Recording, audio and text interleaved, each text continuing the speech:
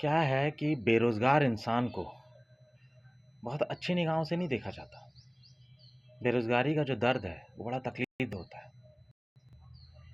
बेरोज़गारी का मतलब क्या है कि इसके पास धन नहीं है और जिसके पास भी धन नहीं है या जिसके पास या जो गरीब है, उसको इस नज़र से देखा जाता है कि वो मेहनती नहीं होगा, आलसी होगा, कामचोर होगा, उसकी किस्मत खराब होगी, वो बदकिस्मती होगा। और अमीर आदमी जिसके पास पैसा होता है, जैसे तुम अपने रिश्तेदारों में देखना कि अगर कोई रिश्तेदार तुम्हारा ऊँचा है या उसके पास अच्छा उद्योग है, अच्छा काम है, अच्छा धंधा है, लेकिन उसने हो ना हो उस धंधे को या उस काम को मेहनत से कमाया होगा, मेहनत की होगी।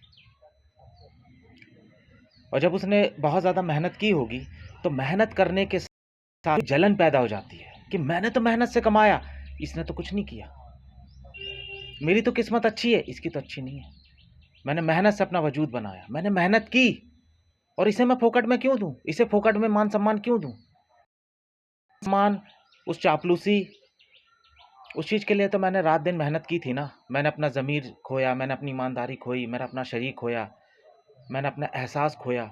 मैंने रात दिन मेहनत की, तकलीफ़ें झेली, अपनी रातों करी, अपना दिमाग भी खराब किया, ओवर थिंकिंग में चला गया मैं। तो एक अमीर आदमी को या तुम्हारे रिश्तेदारों में जो अमीर होते हैं, उनको ये कहीं न कहीं हो जाती है, पैदा ही होती है, स्वाभाविक है, हो गई। किसी भी अमीर आदमी को चीज़ पैदा हो जाती है। गरीब का मतलब क्या है?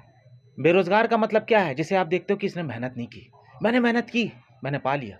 इसने मेहनत नहीं की होगी, इसने ठीक से मेहनत नहीं की होगी, या इसके पास बुद्धि नहीं होगी, या इसके पास समझ नहीं होगी। मुझे जब भले ही मुझे जो कुछ मिला हो, मेरे माँ-बाप से मिल गया हो, मेरे एंसेस्टर से मिल गया हो, पूर्वजों की मेरी प्रॉपर्टी से बन मिल गया हो, लेकिन मैं आज अमीर हूँ, मैं धनवान हूँ। कहीं न कहीं से, चाहे मेरे अच्छे कर्मों से हुआ हो, चाहे किसी भी हालात में हुआ हो, कैसी भी पोज़ीशन में हुआ, मेरे पास तो मैं अमीर हूँ। मुझे पता है कि धन कमाना कितना मुश्किल है। एक गरीब से गरीब आदमी और एक अमीर से अमीर आदमी, एक अमीर रईस ज़्यादा भी या जिसे पूर्वजों की प्रॉपर्टी मिल जाती है, वो भी कम से कम ये जानता है कि धन की वैल्यू क्या है, धन की कीमत, धन कितना मुश्किल है कमाना, वो ये बात बहुत अच्छे से जानता है। वो अपने आप को बड़ा दिखाएगा कैसे? बेरोज़गार को बेरोज़गारी दिखाई जाती, जताई जाती है। तुम्हें पता है हमारे समाज में बेरोज़गार की ज़िंदगी कैसी है? उसकी एक रेप, किसी मर्डरर से भी ज़्यादा बुरी ज़िंदगी है।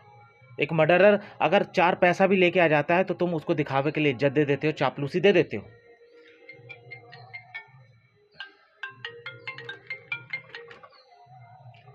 तुम उसको धन दे देते हो, पैसा दे देते हो, सब कुछ दे देते हो।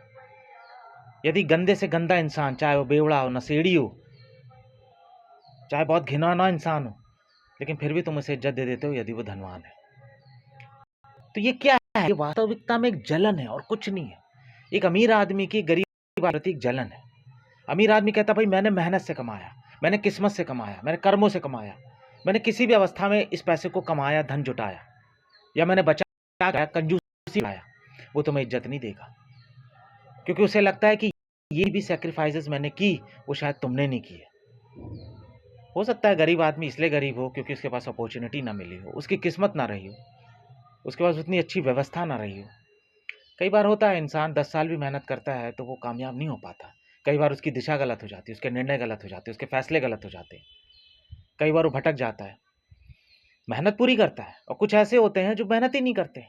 उनको मेहनत से ही कोई मतलब नहीं है, वो मेहनत करना ही नहीं चाहते। वो चाहते सब कुछ आसमान से मिल जाए। कुछ लोग जो मेहनत करने की क्षमता भी होती है, लेकिन उस क्षमता को विकसित ना करने की बजाय शराब, जुआ, इन सब में घुस जाते हैं और अपने आप को बर्बाद कर लेते हैं। लेकिन हमारे समाज में जो लोग, मैं बेरोज़गार का मतलब मैं उसको कहता हूँ, जो कामचोर नहीं है। बेरोज़गार का मतलब वो है जो काम ढूँढ रहा है लेकिन काम है नहीं उसके पास। बेरोज़गार का मतलब ये है कि जो कुछ अपनी शर्तों पे भी लाना चाहता है काम को, कि कम से कम काम ऐसा हो जाए कि उसको एक सुकून मिल जाए, उसको शांति मिल जाए। बेरोज़गार क्या है? बेरोज़गार वास्तविकता में वो है जो कुछ चूज़ कर रहा है, जो चाह रहा है कि मुझे मेरे स्वभाव के अनुसार मुझे ये काम मिल जाए, मुझे ये जिस तरीके का मैं काम चाह रहा हूँ, या जो मेरा टैलेंट है, या जिस चीज़ के लिए मैंने इतनी पढ़ाई की है, उसको भी इस चीज़ की जलन तो होगी ना। अगर किसी ने इंजीनियरिंग की 5, 6, 7 साल मेहनत करके पढ़ाई की है और उसको फिर उस हिसाब का जॉब नहीं मिल रहा, उस हिसाब का काम नहीं मिल रहा है, उससे नीचे दर्जे का जब काम मिलता है, तो तकलीफ़ होती है, उसको बेचैनी होती है। उसको अपनी पढ़ाई पे शक होती है। तो हमारे समाज में बेरोजगारों को किसी अच्छी नीयत के साथ नहीं देखा जाता, अच्छे प्रेम भाव के साथ नहीं देखा जाता है। उसे गंदी नाली का कीड़ा समझा जाता है और फिर ये उसे परेशान करती है। फिर वो सोचता है कि नहीं, मुझे भी पैसा कमाना है। फिर वो सही जगह से कमाए, गलत जगह से कमाए, जैसे भी कमाए, पर उसे कमाना होता है। और ये बेरोजगारी क्या है? ये समाज की व्यवस्था है। तुम्हारी जनसंख्या जो रात दिन बढ़ रही है तो बेरोजगारी बढ़ेगी। बेरोजगारी क्या है भाई? धरती का, पृथ्वी का घनत्व तो नहीं बढ़ रहा है ना। तुम्हारा इंडिया ऐसा तो नहीं है 100 से 200% बढ़ गया हो, या वो फैल रहा हो, या पृथ्वी बढ़ रही हो। तुमने आज 100 गज का मकान लिया था तो वो 200 गज का हो गया हो। धरती तो उतनी है ना, उसकी अपनी सीमाएं तो है ना। लेकिन तुम्हारी जनसंख्या की सीमाएं कहाँ जा रही हैं? वो तो बढ़ती जा रही है, निरंतर बढ़ती जा रही है। तो बेरोजगारी तो बढ़ेगी ही बढ़ेगी। बेरोजगारी का सबसे बड़ा कारण शिक्षा, शिक्षा बात की बात है, तुम्हारी जनसंख्या है। अब उसको इनडायरेक्टली तुम कह सकते हो कि जनसंख्या इसलिए बढ़ रही है क्योंकि तुम्हारे पास बुद्धि नहीं है। बुद्धि इसलिए नहीं है क्योंकि तुम्हारे पास शिक्षा नहीं है। लेकिन मैं कहता हूँ शिक्षा का बुद्धि से लेना देना नहीं होता। बुद्धि का लेना देना होता तुम्हारी सजगता से, तुम्हारे ध्यान से। तो यदि ध्यानी हो, तुम अपने मन पे नियंत्रण कर सकते हो। क्या शिक्षित आदमी बहुत सारे बच्चे पैदा नहीं करता? वो भी करता है। अमीर आदमी बहुत सारे बच्चे पैदा नहीं करता? वो भी करता है। गरीब लेकिन ज्यादा करता है, क्योंकि वो ज्यादा बच्चा पैदा करने में भी वो ये सोचता है कि ज्यादा भीख मांगेंगे तो ज्यादा पैसा आएगा। वो ऐसी संभावना की बुद्धि और निश्चल होती है। और गरीब होने का सबसे बड़ा कारण ही यही है, यदि तुम बुद्धिमान नहीं हो तो तुम गरीब रहोगे। बुद्धिमत्ता इसके लिए प्रभावी नहीं होती है कि तुम कितने बुरे इंसान हो, तुम किस तरह के इंसान हो। इस चीज से बुद्धि का कोई प्रभाव नहीं पड़ता। बुद्धि का इससे कोई लेना देना नहीं। बुद्धि अगर गलत इंसान के हाथ में चली जाएगी तो भी वो वैसे ही काम करेगी, उसी शक्ति में काम करेगी जैसी वो करती है। सही इंसान के हाथ में जाएगी तो वैसा ही वो, शक्ति का कोई इससे फर्क नहीं पड़ता ना, वो सही और गलत किसके हाथों में जा रही है। तो संभावना इस चीज की ज्यादा है कि अपनी बुद्धिमत्ता को बढ़ाओ। अगर तुम्हारी बुद्धिमत्ता बढ़ेगी तो तुम सजग हो जाओगे। सजग हो जाओगे तो तुम्हारे इंटेलिजेंस बढ़ जाएगा, बहुत बढ़ जाएगा। तुम्हारी चेतना का विकास हो जाएगा, तुम्हारा मन तुम्हारे नियंत्रण में आ जाएगा। तो तुम्हें पता है कि फिर तुम्हें क्या करना है। कम से कम तुम भूलों से तो बचोगे, गलतियों से तो बचोगे। कम से कम तुम उन अवस्थाओं को तो रोक सकोगे अपनी बुद्धि से। तुम्हें पता है तुम अपनी जिंदगी की 100 में से 90% समस्याएं सिर्फ और सिर्फ अपनी बुद्धि से सॉल्व कर सकते हो। 10% तो मैं कहता हूँ किस्मत का रहता है, लेकिन 90% मायने रखता है। तुम अपनी जिंदगी में 90% तो परेशान हो, 10% तो तुम सुखी हो। लेकिन कोई भी इंसान अपनी ज़िंदगी में जो 90% जो समस्याएं लाता है वो अपने गलत निर्णय, अपनी गलत भावनाएं, गलत रूपरेखा, गलत सोच, गलत फैक्ट्स, गलत नॉलेज, अनपढ़ता, अबुद्धिमानी, अशिक्षा, असजगता, मूर्खता, इन्हीं से लाता है। तुमने देखा है, तुम अपनी ज़िंदगी की जो ज़्यादातर जितनी भी अपनी समस्याओं को जूझ रहे हो, या तुम अपनी ज़िंदगी में जितनी समस्या, वो तुमने कहीं ना कहीं जाने अनजाने खुद ही पैदा की है। तुमने सोचा नहीं था कि ऐसा करने से ऐसा परिणाम होगा, लेकिन आज तुम उसे भोग रहे हो। वो परिणाम तुम्ही ने बनाया था, तुम्ही ने उस फसल को बोया था, तुम्ही ने उस बीज को डाला था। और बीज तुम जैसा भी डालोगे इस अस्तित्व में, इस प्रकृति में, इस ब्रह्मांड में, फल भी वैसा ही मिलना है। तो तुम उस फल को भोगने के लिए अब तैयार नहीं हो। अब तुम उखाड़ना भी नहीं चाहते, क्योंकि उखाड़ोगे तो दर्द होगा। अब तुम अपनी आदतों से भी नहीं निकलना चाहते, क्योंकि उसे उखाड़ोगे तो दर्द होगा। आदतों से दर्द होगा। आदमी गलतियों से सीखता है, लेकिन एक ही गलतियों को बार बार नहीं करता।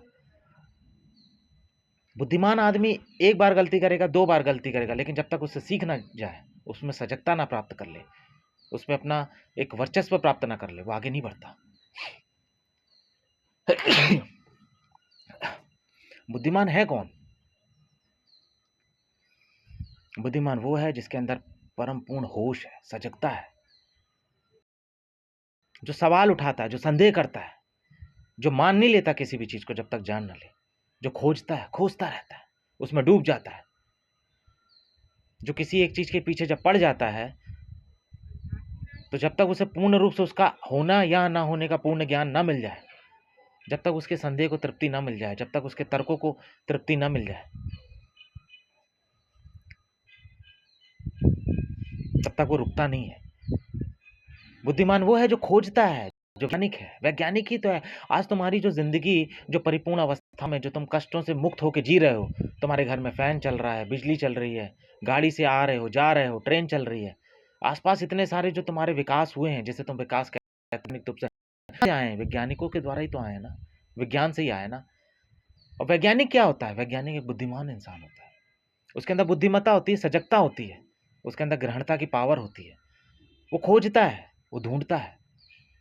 आज तुम अस्पतालों में चाहे कहीं पे भी इतनी सारी लेबोरेटरीज हैं, हॉस्पिटल्स हैं, रिसर्च सेंटर्स हैं, इंस्टीट्यूट्स हैं, ये सब कहाँ से हैं? ये वैज्ञानिकों की तो देन है। लेकिन तुम घरों में कोई किसी भी वैज्ञानिक की फोटो नहीं लगा, यद्यपि उसी की ही चीजें भोग रहे हो तुम। किसी एक ने ही आविष्कार किया था जिसकी आज सारी फैसिलिटीज तुम भोग रहे हो, क्यों नहीं लगाते? वो भी तो देवता तुल्य है कि नहीं है? वास्तव में देखा जाए तो वो भी एक देवत्व में है, क्योंकि उसने कुछ दे के गया है। वो आज भी अमर है। जिसने भी बिजली की या खोजा, जिसने भी खोजा, आज पूरी दुनिया उस बिजली का उपयोग कर रही है, लेकिन उसको अलग से तुम कोई सम्मान नहीं देते वास्तविकता में। लेकिन वो अमर है, वो अपनी बिजली, उसने भौतिकता के नियम या भौतिकता की अवस्था या तुम्हारे कष्टों से दूर होने की कहीं ना कहीं कोई ना कोई अवस्था उसने दे के गया है, एक समाधान दे के गया है। लेकिन तुम उसको पूछते नहीं। कभी देखा है तुमने? तुम पूछते किसे हो? किसको पूछते हो? जिसने तुम्हें गुलामी से आजादी दिला दी, चलो वो अपनी जगह है, वो अपनी जगह है। लेकिन जिसने तुम्हें भौतिक सुख सुविधाएं दी, तुम उसे नहीं पूछते हो, क्योंकि तुम ये जानते हो जो भी चीज दी गई है वो कहीं ना कहीं सजगता से आई है, वो परमात्मा से आई होगी, वो किसी देवीय शक्ति से आई होगी, उसका माध्यम वो बना होगा, वो एक अलग बात। लेकिन सम्मान तुम्हें जिसने मानसिक रूप से आजादी दी या तुम्हें शरीर से आजादी दी, तुम गुरुओं को पूछते हो जो तुम्हें शरीर से आजादी देता है। तुम भगत सिंह को पूछते हो,